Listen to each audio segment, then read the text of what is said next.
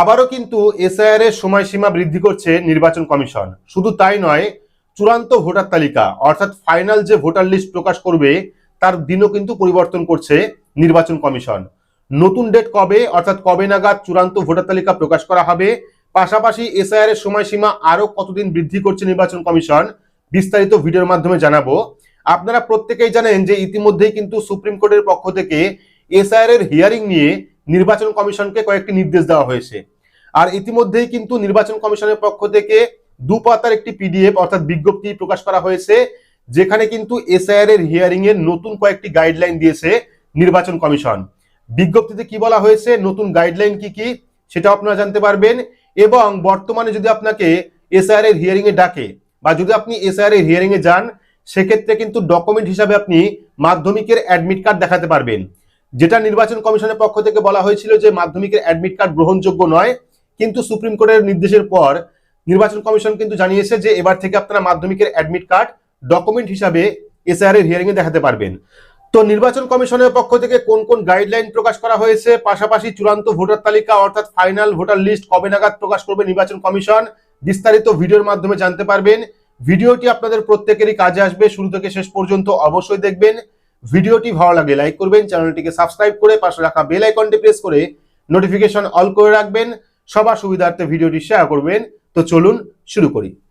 তো প্রথমে আপনাদের দেখায় যে নির্বাচন কমিশনের পক্ষ থেকে নতুন কোন কোন গাইডলাইন দেওয়া হয়েছে, এরপরে আপনাদের দেখাচ্ছি যে চূড়ান্ত ভোটার তালিকা অর্থাৎ ফাইনাল ভোটার লিস্ট কবে নাগাদ প্রকাশ করতে পারে নির্বাচন কমিশন। তো এখানে দুপাতার পিডিএফ দেখতে পাচ্ছেন, আমি এক এক করে বলছি। প্রথম যে পয়েন্ট বলা হয়েছে, সেখানে বলা হয়েছে 24/1/2026 তারিখের মধ্যে লজিক্যাল ডিসক্রিপেন্সিস অর্থাৎ যুক্তিগত অসঙ্গতি এবং আনম্যাপ তালিকাভুক্ত ব্যক্তিদের নাম গ্রাম পঞ্চায়েত ভবন অর্থাৎ বিভিন্ন ব্লক অফিস যে রয়েছে সরকারি অফিস, যেমন পঞ্চায়েত অফিস, বিডিও অফিস, এই সমস্ত জায়গায় কিন্তু লিস্ট টাঙানো হবে। কাদের কাদের নামে লজিক্যাল ডিসক্রিপেন্সিসের শুনানি এসছে, কাদের হিয়ারিং এ যেতে বলছে নির্বাচন কমিশন, কোন কারণে যেতে বলছে, এই নিয়ে কিন্তু 24/1/2026 এর পর থেকে অর্থাৎ 24/1/2026 তারিখ থেকে বিভিন্ন অফিসে কিন্তু সেই লিস্ট আপনারা দেখতে পারবেন যে কাদের কাদের কোন কোন কারণে হিয়ারিং এ ডাকা হচ্ছে। দ্বিতীয় নাম্বার বলা হয়েছে উক্ত দুই শ্রেণী অর্থাৎ লজিক্যাল ডিসক্রিপেন্সিস এবং আনম্যাপ অন্তর্ভুক্ত ব্যক্তিরা তাদের অনুমোদিত প্রতিনিধির মাধ্যমে নথি বা আপত্তি জমা দিতে পারবেন। এই প্রতিনিধি বুথ লেভেল এজেন্ট অর্থাৎ বিএলও হতে পারে, ঠিক আছে। বিএলও এর মাধ্যমে কিন্তু আপনারা নথি বা আপত্তি জমা করতে পারেন এবং তার জন্য কিন্তু সংশ্লিষ্ট ব্যক্তির পক্ষ থেকে প্রতিনিধির অনুকূলে একটি অনুমতি পত্র থাকতে হবে। তো অনুমতি পত্র কিভাবে তৈরি করতে হয় এই নিয়ে কিন্তু আমরা আগেও ভিডিও করেছি। 3 নাম্বার বলা হয়েছে মুখ্য নির্বাচনী আধিকারিক অর্থাৎ সিইও প্রতিটি ভোটার তালিকার অংশের জন্য একটি গ্রাম পঞ্চায়েত ভবন বা ব্লক অফিস বা ওয়ার্ড অফিস নির্ধারণ করবে, যা সম্ভব হলে ভোট কেন্দ্র এলাকার ভেতরে বা নিকটবর্তী হবে, যাতে নথি জমা বা শুনানির ব্যবস্থা করা যায়। এটা কিন্তু নির্বাচন কমিশনের গাইডলাইনে বলা হয়েছে। পরবর্তী বলা হয়েছে সকল ক্ষতিগ্রস্ত ব্যক্তিকে নথি, প্রাসঙ্গিক উপকরণ বা আপত্তি জমা দেওয়ার সুযোগ দেওয়ার পাশাপাশি উপযুক্ত সিদ্ধান্ত গ্রহণের উদ্দেশ্যে একই সময়ে এইআরও কর্তৃক তাদের বক্তব্য শোনার সুযোগ দিতে হবে। তার পরবর্তী বলা হয়েছে যে কর্মকর্তা নথি গ্রহণ করবেন অর্থাৎ ডকুমেন্ট গ্রহণ করবেন বা ক্ষতিগ্রস্ত ব্যক্তিদের শুনানি গ্রহণ করবেন, তিনি নথি গ্রহণের বিষয়টি এবং এ ধরনের শুনানি অনুষ্ঠিত হওয়ার বিষয়টি কিন্তু সার্টিফাই করবেন। এর পরবর্তী বলা হয়েছে অনুমতিপত্র অর্থাৎ যদি থাকে এবং নথি গ্রহণ ও শুনানি সম্পন্ন হওয়ার প্রত্যয়ন বিএলও ও বিএলও অ্যাপে আপলোড করতে হবে। তার পরবর্তী বলা হয়েছে প্রার্থীর জন্ম তারিখ উল্লেখ রয়েছে এমন অর্থাৎ মাধ্যমিকের অ্যাডমিট কার্ড, শুনানির সময় মাধ্যমিক পাশের সার্টিফিকেট জমা দিতে পারবেন ভোটাররা। অর্থাৎ এখন থেকে আপনারা শুনানিতে গেলে পরে মাধ্যমিকের অ্যাডমিট কার্ড দিতে পারবেন। পাশাপাশি 24 তারিখ থেকে বিভিন্ন ব্লক অফিসে, পঞ্চায়েত অফিস, বিডিও অফিসে লিস্ট টানানো থাকবে। সেখানে যাদের নাম থাকবে, যারা যারা লজিক্যাল ডিসক্রিপেন্সিসের শুনানির চিঠি পেয়েছেন বা বিভিন্ন কারণে শুনানির চিঠি পেয়েছেন, তাদের কিন্তু লিস্ট সেখানে টানানো থাকবে। তো এবার আপনাদের দেখায় যে এসআইআর এর ফাইনাল ভোটার তালিকা অর্থাৎ চূড়ান্ত ভোটার লিস্ট কবে নাগাদ প্রকাশ করতে পারে নির্বাচন কমিশন। তো আপনারা একটি আর্টিকেল দেখতে পাচ্ছেন যেটা প্রকাশ করেছে বর্তমান পত্রিকা, যেখানে বলা হয়েছে এসআইআর এর চূড়ান্ত তালিকা প্রকাশ পিছিয়ে যাচ্ছে 2 সপ্তাহ।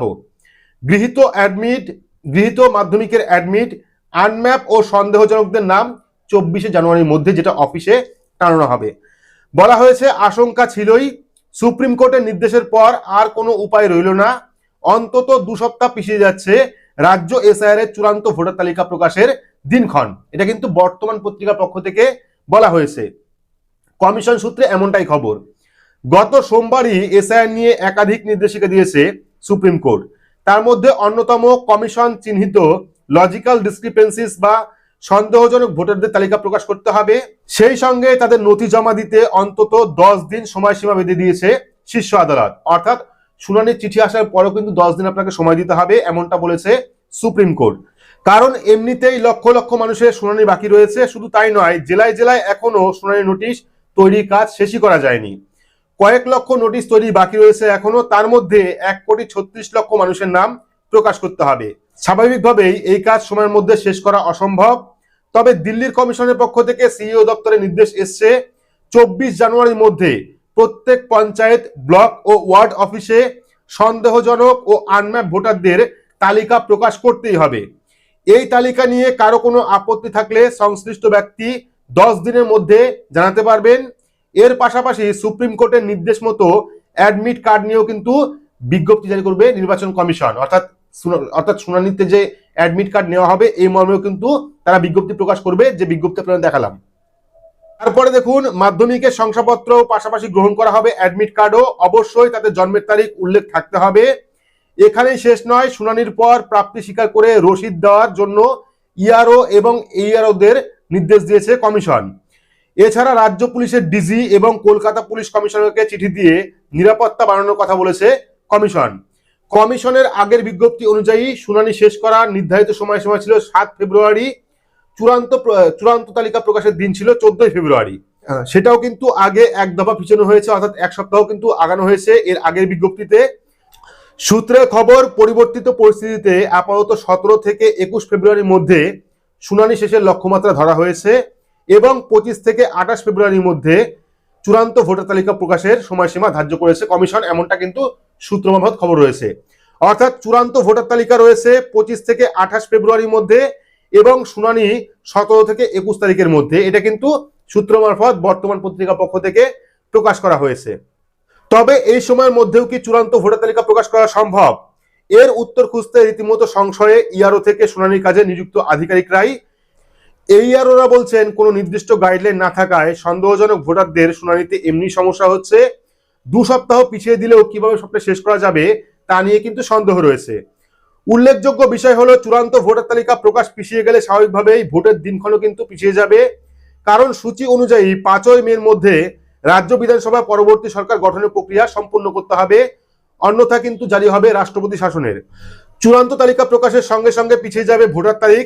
যদিও বিশেষজ্ঞ মহলের ব্যাখ্যা, সন্দেহজনক ভোটারদের চিহ্নিত করে শুনানিতে যেভাবে ভোটারদের হেনস্থা করা হচ্ছিল তার রাস্তা বন্ধ করতে এখন কমিশন নিজেই বিভ্রান্ত। তালিকা প্রকাশ হলে গোপন বলে আর কিছু থাকবে না।